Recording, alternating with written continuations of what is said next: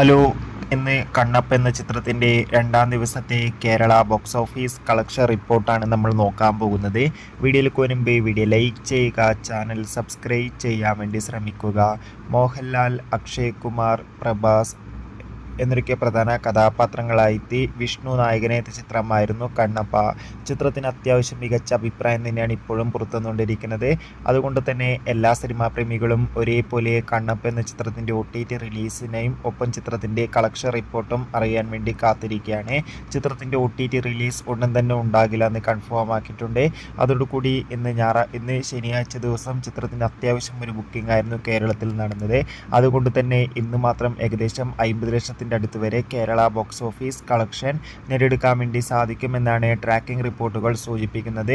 എന്തായാലും കണ്ണപ്പ എന്ന ചിത്രത്തിൻ്റെ കൂടുതൽ ബോക്സ് ഓഫീസ് കളക്ഷൻ റിപ്പോർട്ടിനായി നമുക്ക് കാത്തിരിക്കാം. ചിത്രം കണ്ടവരുടെ അഭിപ്രായം തീർച്ചയായും കമൻറ്റ് ചെയ്യൂ. Bye bye.